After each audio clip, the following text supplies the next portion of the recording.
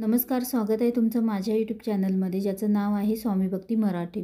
या वर्षीची म्हणजेच 2025ची मकर संक्रांती ही 15 जानेवारी 2025ला आलेली आहे। आणि मकर संक्रांती हा सण वर्षातील पहिला म्हणजेच नवीन वर्षातील पहिला सण आहे। तर मकर संक्रांतीच्या दिवशी तिळाचा आपल्याला काही सोपे आणि प्रभावी उपाय करायचे आहे। तर या उपायांमुळे जीवनामध्ये सुख, समृद्धी आणि यश मिळेल। तर कोणता आणि कसा उपाय करायचा आहे तर हेच आपण या व्हिडिओमध्ये बघणार आहोत। तर व्हिडिओ स्किप न करता संपूर्ण बघा आणि जे कोणी नवीन असेल या चॅनलवरती तर सबस्क्राईब करा। तर बघा, मकर संक्रांतीला आपण एकमेकांना तिळगुळ देत असतो आणि या दिवशी तिळांना खूप महत्त्व आहे। त्यामुळे मकर संक्रांतीच्या दिवशी अगदी साधे आणि सोपे उपाय तिळाचे अवश्य करायचे, जेणेकरून आपल्या आयुष्यातील दुःख, संकट कमी होतील आणि आपल्या आयुष्यामध्ये सुख भरभरून येईल। मकर संक्रांती हा दिवस दानासाठी खूप महत्त्वाचा मानला जातो। संक्रांतीच्या दिवशी सूर्यदेव हे शनिदेवांच्या घरी येतात आणि अशी मान्यता आहे। आणि मकर ही शनी देवांची रास आहे आणि सूर्य व शनी हे शत्रुग्रह मानले जाते। आणि त्यामुळेच या दिवशी आपण जर काही विशेष उपाय केले तर आपल्या कुंडलीतील जे शनी आणि सूर्यदेवांची स्थिती आहे तर ती मजबूत होते व आपल्यावर येणारे संकट, दुःख जे आहे तर ते टळले जातात। मकर संक्रांतीचा सण हा खूप महत्त्वाचा आहे आणि संपूर्ण भारतामध्ये तो विविध प्रकारे आणि विविध नावाने ओळखला जातो आणि विविध प्रकारे साजरा देखील केला जातो। पण या दिवशी मात्र दान केलंच जाते, कारण दान करण्याला खूप महत्त्व आहे आणि शुभ दिवशी जर आपण दान केले तर ते खूप फायदेशीर ठरत असतात। दान केल्याने पितृदोष जातो आणि प्रत्येकाला थोडा का होईना पितृदोष हा असतोच आणि तो जाण्यासाठी अशा शुभ तिथींना आवर्जून दान करावे। तुमच्या यथाशक्तीनुसार तुम्ही दान करू शकता। तर बघा, सूर्य हा वर्षातून 12 वेळेस आपली रास बदलत असतो आणि या दिवशी सूर्य हा मकर राशीमध्ये प्रवेश करत असतो आणि त्यामुळेच याला मकर संक्रांती असे म्हटले जाते।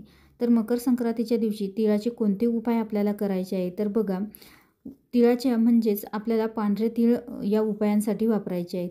तर मकर संक्रांतीच्या दिवशी अंघोळीच्या पाण्यामध्ये आपल्याला पांढरे तीळ टाकून अंघोळ करायचे आहे।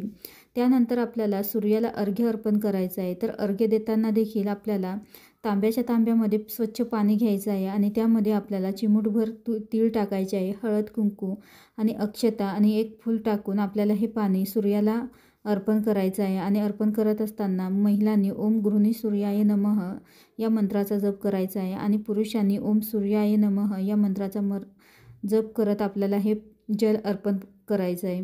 तर तांब्या हा आपल्याला तांब्याचाच घ्यायचा आहे। त्यानंतर देवांची स्नान झाल्यानंतर देवांना देखील आपल्याला गूळ आणि तिळाचा नैवेद्य दाखवायचा आहे।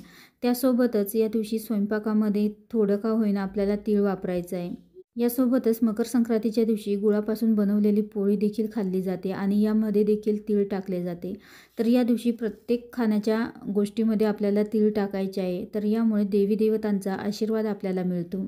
हा दिवस खूप महत्त्वाचा आहे आणि या छोट्या छोट्या गोष्टी आवर्जून आपल्याला या दिवशी करायच्या आहेत। यामुळे देवी देवता आपल्यावर प्रसन्न होतात आणि आपल्या आयुष्यामधील जे काही दुःख, संकट असतील तर ते दूर होतात आणि त्यासाठीच आपल्याला या दिवशी या काही छोट्या छोट्या गोष्टी आणि हे जे काही छोटे छोटे उपाय आहेत तर ते अवश्य आवर्जून आपल्याला करायचे आहेत।